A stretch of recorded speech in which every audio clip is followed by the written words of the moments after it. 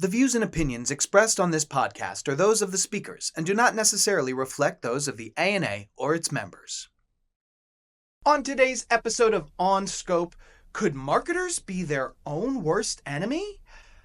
Yeah, we're doing a whole episode on it. Also, in marketing news, you might have missed why Chief of Staff might be your CMO's next best hire. All that next on Scope.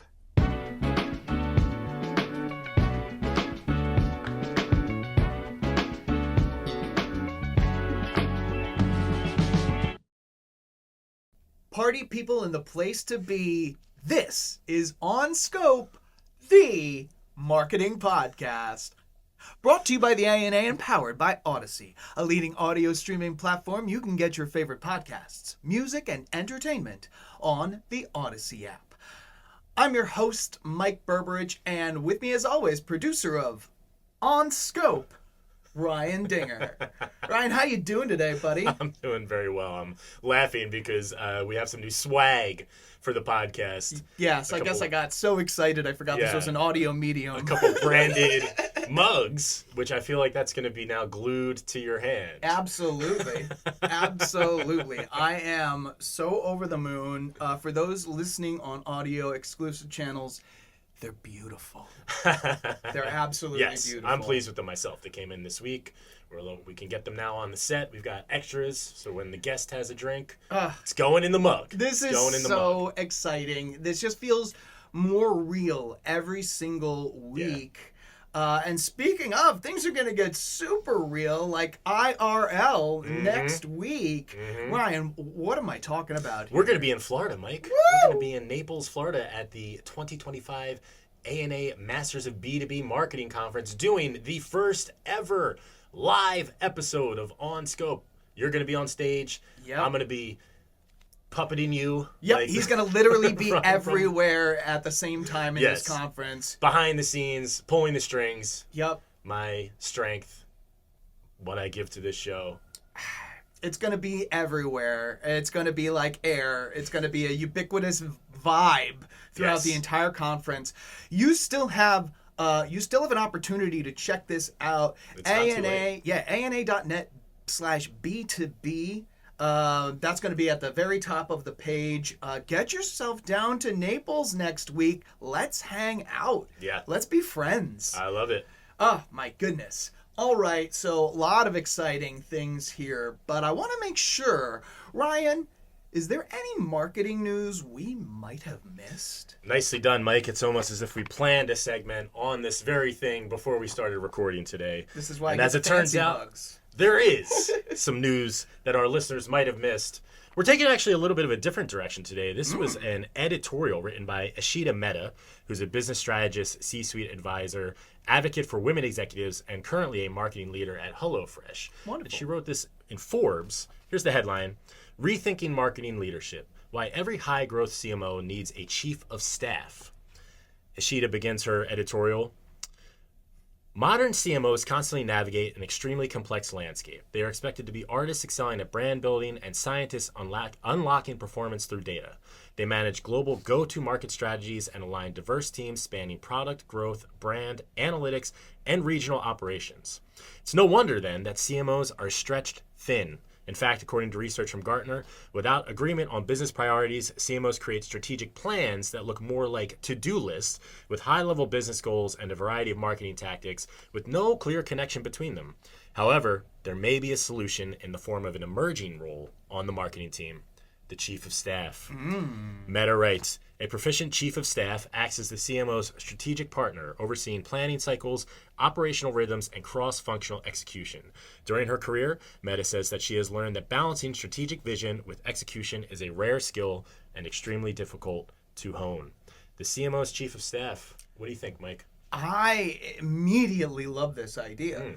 One thing that hasn't actually come up in the pod yet, but we will absolutely get there, is that with, as Ishida mentions, so many things to balance, so many plates spinning, that a lot of chief marketing officers, especially when you're getting to the big and more complex organizations out there, they're starting to look more like a chief administrative officer. You know what I mean? You have honed your skills as a marketer, as a leader. You have gotten to the top of one of the biggest organizations on earth, and you are managing agency contracts and like haggling with vendors and making sure that like the org is talking to each other and like proving your need to exist to the C-suite. Like that's a where do you get the time in the day to market your product, service, and brand?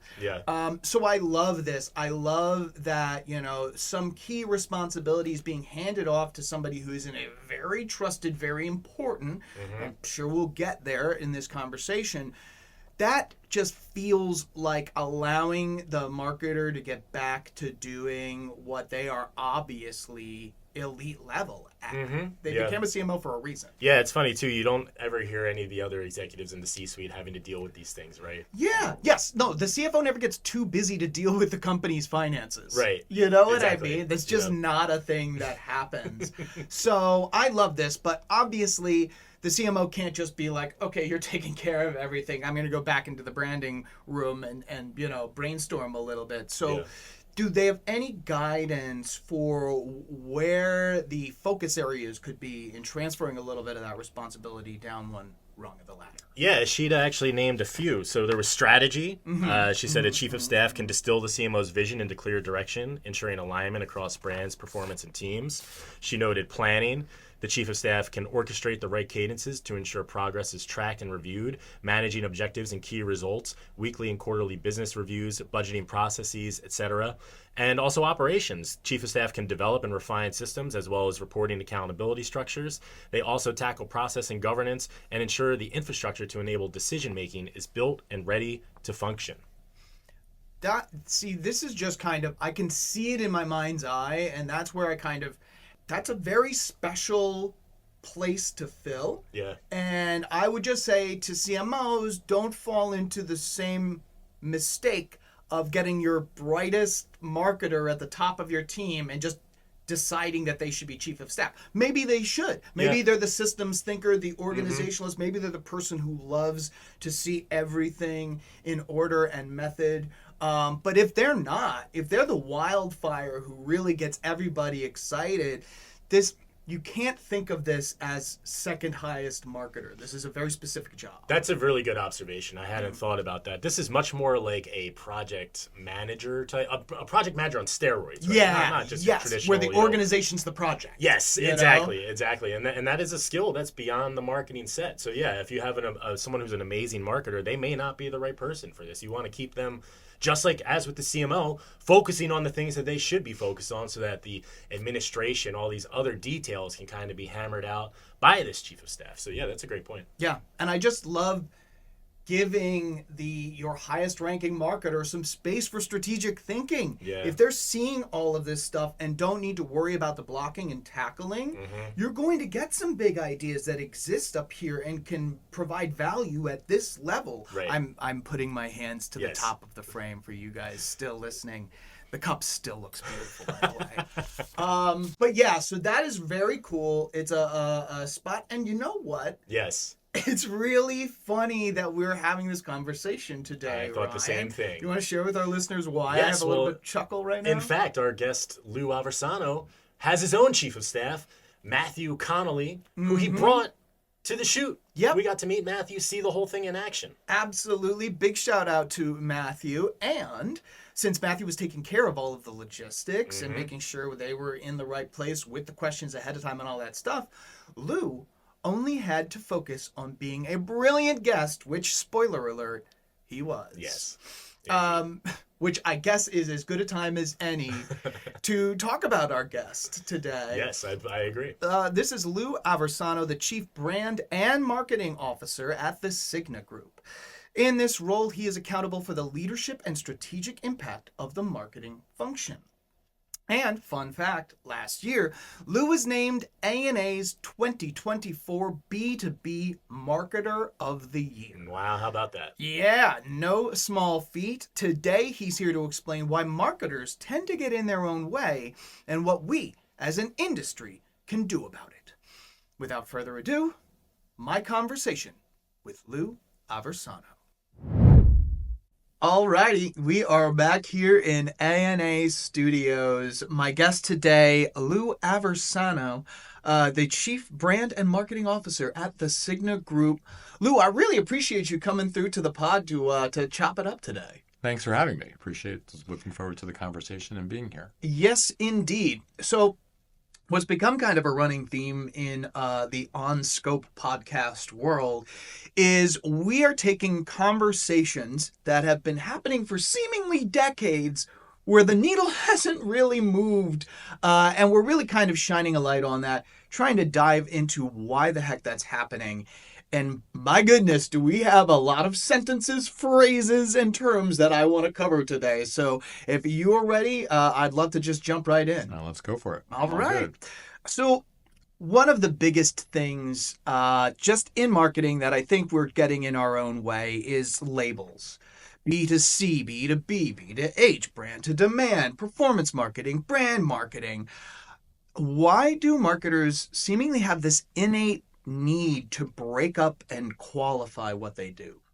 I mean, I think it comes from a couple of places. If you look on the good side of labels, you need to create labels for specificity of what you're doing. So I think it's important to say that there are expertise in craft in B2B versus B2C, demand generation, branding, upper funnel marketing, however you want to label the things. Where I think it gets dangerous is when the labels start competing with the other labels for premium hierarchy or importance. And I think some of the labeling's been misguided in terms of what we call things with lacks of understanding. Like if you look at the word brand, I feel like in many ways, brand's been misused by people and it's become a layer of marketing rather than a craft in and of itself, which is very separate from marketing. So on one hand, I would say labels matter. On the other hand, labels matter only if they're used in the right way. And I think, unfortunately, we have a lot of people who are looking for attention and using the labels in a way to say, I'm better than the other, vote for me, rather than what the real job of any business-minded marketer is to take the gestalt of all those things and bring them together on behalf of the product, service, or enterprise. Yeah, I love that. And I think we've recently covered brand versus performance marketing. It's a And false choice, my yes, friend. exactly. I don't even like to have the conversation because I don't buy the debate. Yes, and we really did kind of set it up so that we could break that and kind of dead that immediately, because it really just takes you, talk about losing the plot when it comes to what you are doing as a marketer. But you touched on something there that I'd like to go into a little bit deeper, if that's Sure. cool. And it's how brand became this, oh, well, that's the ephemeral stuff you can't measure, top of the funnel. Here's who we are. All right, well, here's your display ad or your click through or your lead gen or your this or your that. Like, how did that go from what you said, a craft, a foundation? How did it become a layer of marketing and sometimes viewed as the least important layer? I mean, I don't know if I have the exact answer on how it got there. I have theories and hypotheses. I think one, I think there's an intangibility of branding that belies measurement and exact precision of data because it requires an emotional sensibility and a rational sensibility. I think with the advent of digital marketing and the precision it allows and the measurement allows, in some cases, we're guilty ourselves of putting an importance on what we can measure and focusing on that because of the data at the expense of what we still can't measure with precision. And for, as long as I've been practicing marketing and branding, there's a lot more that we know, but there still are some things that you can't know. And we'll look for attribution and measurement. But at the same time, I'm concerned that people are losing the overall mix and they're discounting branding as an upper funnel only layer, which is really market conditioning. I mean, at that layer, you're helping people understand how to make them think and what they should make of the world outside. The brand is every touch point that comes at them in terms of product experience, customer experience, communication, how the lobby is decorated or not, Yes. how the podcast room is set up. Absolutely. I mean, this says a lot about your brand. Come on now. It's good. No, but you're so right. And I love that point of like, your brand's everything you do. And if you think you can kind of leave folks off at the like, have a good time experiencing my business now, and that the brand is somehow separated. And I think something you said is like, I think in a lot of organizations, that's kind of where marketing's been allowed to use brand at some time. You know what I mean? Some point it's kind of like a giving up the fight of trying to educate the rest of the C-suite on brand and being like, fine, if I have to like present it to you as the top of funnel, feel good, ephemeral stuff before we get to the quote unquote real marketing. You know, I just feel like I don't think it was ever a marketer's proactive strategic decision to dissociate brand from kind of the air that we breathe as marketers. I don't know. I mean, I kind of feel like we fell into our own trap and we let ourselves get there. Because when I step back and look at it, if you go talk to, like if you go through an acquisition and somebody is buying another company, they certainly have a valuation for the brand on the balance sheet. Yep. And so they managed to find the financial and numerical value for brand. So if they can do it, why can't we as marketers? And I do think that, you know, when you go into it, you do have to respect the different tools in the toolbox. And I don't think brand is a layer. I think it's a trap. Yeah. And I would resist the temptation to accept that layer. I mean, you know, going so far as I was in a conversation with a bunch of other marketers, and they literally were trying to find a new word for brand. Oh my God. Because the word was misused. And I'm like, I won't even participate in the conversation. I think it's, again, a mistake. I'd rather go back to the foundation and the principles of what it is and understand how brand influences all the layers and all the tools rather than miscast it. Oh my goodness. And that distills this entire conversation is the approach to figuring out this trap is coming up with the next label that we're all going to lean in on and dissociate from. That's a little bit wild, and actually kind of leads me to the next thing I want to talk about is that next thing. Marketers are obsessed with that next thing, and especially if it's the next big thing. And, you know, to a certain extent, the organization looks to marketers to be chasing that next big thing, to be coming with those new ideas. These aren't really delivering stellar results. You know, when you see somebody jumping in on Gen AI and being like, hey, we made a commercial. What do you guys think about it? That kind of jumping headfirst into the next big thing is not always the move. So I want to know, in your opinion, what is the issue with how most of this industry approaches innovation? I think having innovation is great. And I think, you know, there's nothing wrong with having experimentations to see how new things or the next thing works, whichever label you want to put on it, back to labels. Mm-hmm. But at the same time, I wouldn't do it at the expense of the old. I think, again, it's another trap to walk into. It's like as we evolve and we have more tools in our toolbox and we have more precision or more ways of generating content, generating information, building efficiencies on the data side, that's amazing. And we should support that for everything it does. But I wouldn't do it at the expense of what came before. Yes. And I think that is where marketers are guilty of. One thing is, in order to gain currency and value, you should focus more on what you add to the picture as opposed to dismissing what came before you. Mm-hmm. Because I worry that when you do that, in many cases, you lose the principles of what marketing is supposed to do. And marketing in its simplest form is meant to drive growth on behalf of the enterprise in a way that helps people understand who you are, what you do, what value you provide, and what benefit you provide. Whether I do that through new media, old media, the next big thing, AI, brand, demand, I'm fine with all of it. Mm-hmm. I just want to make sure that I focus on the outcome of growth. Yeah. And improving the posture and reputation of the company by telling the truth in an interesting way.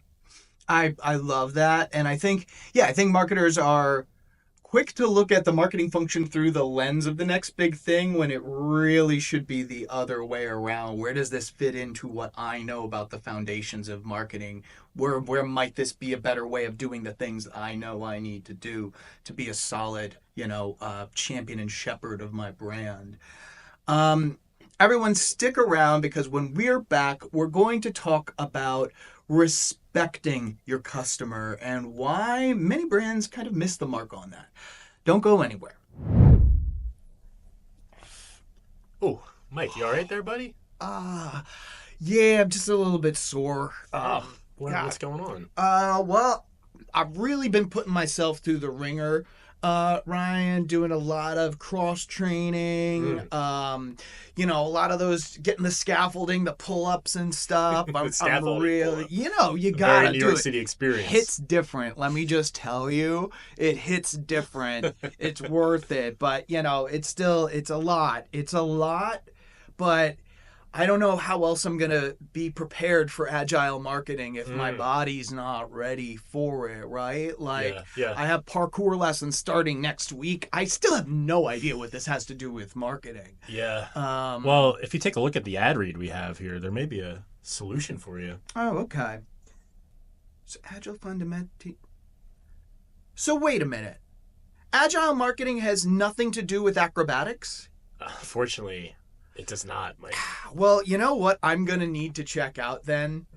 I'm going to need to check out ANA's Agile 101, Agile Fundamentals and Sprint Execution, which is a virtual 90-minute on-demand training session, a burst of knowledge, and I apparently something I desperately need. Yes, you seem very confused. I'm glad that we could...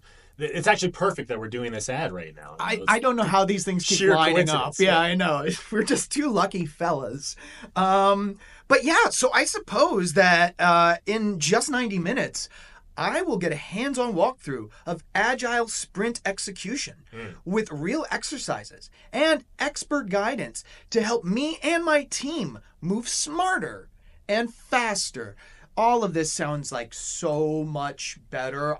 My balance isn't like the greatest, so I don't know what the heck I was going to do in parkour class. You don't want to just go out there and start sprinting cold either. Absolutely It's not good for you. We're getting older. Yeah. Be running around these days without a proper warm-up. Well, some training. Absolutely. And I feel like if you're like me, you want to get in on this agile marketing game and you don't want to pull a hammy, then I would suggest you head on over to ana.net/agileburst. And now, on with our show. And we're back. My guest, Lou Aversano, Chief Brand and Marketing Officer at the Cigna Group. Now, Lou, I don't know how many of our listeners are aware of this. I'm sure some are, but you were recognized as ANA's 2024 B2B Marketer of the Year for the work you and your team did on reframing the conversation around pharmaceuticals and insurance. Now, in your acceptance speech, which was no smoke, a really great piece of writing there, so kudos on that. But you mentioned respecting your audience's ability to, quote, use facts, evidence, and reason to come to their own conclusion. Why is that such a rarity in marketing these days? I mean, I'm not the one to take position on whether it's a rarity or not. I'll defer to the experts and the judges and juries of that. I do think, though, part of the challenge you have in the marketing world today is finding room to share information with people so that they can come to their own conclusion on what's right or wrong, to your point. And when you get into some of the things that at the Cigna Group, we're quite proud of what we do in terms of the benefits those things have, you have to explain them and help people understand them so that you can simplify the complex. It's hard to do that in a soundbite digital culture with programmatic where all you have is a banner. Yep. So I don't know how to simplify the message down to 4 words that I can communicate in a banner. So when we were thinking about how we go to market, to talk about the benefits of what we do from a pharmacy benefit standpoint, I needed real estate to unpack that argument in a way to both put the facts on the table in a consumable, simple, and easy to understand way, but also to unpack it in a way that showcases and highlights all the good that it does. And with that came what I would call the art and science of a long form narrative, which I think when you're talking to business leaders is still something that's critical. Now, when you put those together, you have to write it in a way that comes from their point of view, helps them understand something they didn't know before. So it almost becomes editorial in nature. And you have to write as if it's news itself, not just something promoting. So again, I subscribe to, I think you're respecting your audience, you're speaking to them in a simple, intelligent way, and you're giving them the information they need to make the best decision for themselves. Yeah.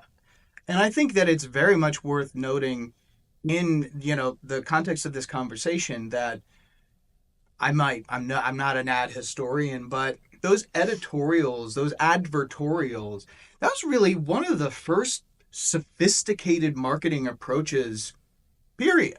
Sure. You know what I mean? Before just throwing your label up there and the tagline, that was really kind of a level up moment when people started really making the case for their business above others in that form. That you won the 2024 Marketer of the Year on a campaign where that was such a pivotal, really central point of it all is worth noting in this conversation we're having about the foundations. And stay learning, stay abreast of everything, but consider that an advertorial had this powerful an impact. I think that just really speaks to the conversation we're having today. Well, I also think that it comes down to, understanding your audience, how they consume information and what's going to make them move, number one. Number two, I do think that with anything else, it goes back to the beginning of this discussion we've been having. People still read. Yeah. I mean, at least I hope they do. I do. So I think there's, again, when we put that together, there was a lot of battles. A lot of it came from marketing itself. No one reads long copy. No one's going to spend the time with that information. But if you make it interesting and compelling, people will come. So again, I just subscribe to making sure that you do what's right for the job and the audience as opposed to the shorthand way of doing it. Yeah. And I mean, that just reminds me, the show I used to host for the ANA, one of the very first people I spoke with on that show was like, "Oh, this is way too low. You got to have a 5-minute show. Nobody's going to listen to that." And it's, you take a look at the podcast landscape now, people will happily sit for an hour 48 if the messaging's right, if the content's there, if it respects them and gives them value. So yeah, it is worth fighting that fight. Kudos to you and your team for doing it. And before I leave you from our lavish podcast studio. Lavish is a good word. It's a good label. Yeah. We're going to take you down. We're up on the 3rd floor now. We got to take you through the snack room, the pool hall, the jacuzzi spot. But before we let you go, you ended this acceptance speech with sort of a bit of a rallying cry. We want to, we've been talking a lot about where marketers might be getting something wrong or approaching something in a way that's not optimal. But let's talk about the path forward. What is that rallying cry for marketing leaders and marketers in general? Sure. And it's a great question to think about. I still come from the place or subscribe to the fact that humans win. The more tools we have, the more information we have, the more insight we can bring. It still will take humanity in a way to innovate and put those things together, whether it's tangible or intangible, structured or unstructured data, and synthesize it. And I still think shining a light on the truth is our best fast forward. I mean, I had the chance this weekend to attend the White House Correspondents' Dinner. And one could make oneself feel better about being in marketing because you're not in journalism, and they've got enough soul searching going on there to figure out how they stay relevant, what they mean. But I was struck by something Alex Thompson said from Axios. Being truth tellers also means telling the truth about ourselves and acknowledging what errors or misguided ways we've taken only builds trust, as opposed to being defensive about who we are and what we do, which I think you lose credibility. So I think today, when you look at the debate about marketing and whether it's relevant or irrelevant, there's so much conversation on the death of the CMO. Is marketing at a crossroads? Is marketing still relevant? Right. I still go back to marketing is an essential capability of an enterprise to generate demand and drive reputation so that we can give more people information to make the right choice, whether it's choosing a stock, buying a product, subscribing to a service. And that is just, it's to me reflective. You said humans win. It's the same journey anybody goes on self-improvement, self-discovery, this or that. Like, it can be almost looked at the same lens for an organization. You need to accept everything that you are wholly and fully, or you're never going to get to anywhere that you'd like to be. Lou, this was such a Great. fantastic Thank you so much for having me. I conversation. appreciate it. It's been my pleasure. Thanks for being a guest. Thank you very much. Well, friends, here we are at the end of another episode of On Scope, the marketing podcast. I want to give a big thanks to my guest, Lou Aversano of the Cigna Group. Lou helped us break down some surface level issues that marketers are constantly getting hung up with and really diving deep down to what matters about marketing. As a reminder, if you have an idea for an upcoming topic or guest, we'd love to hear from you. Shoot us a note at onscope@ana.net. As a heads up, we won't be releasing an episode of OnScope next week, as we'll be recording one live at the ANA Masters of B2B Marketing Conference down in Naples, Florida. And finally, here is your moment of marketing meditation. Take a deep breath, relax your shoulders, and consider the following from activist Eva Marie Lewis. To be an activist is to speak. To be an advocate is to listen.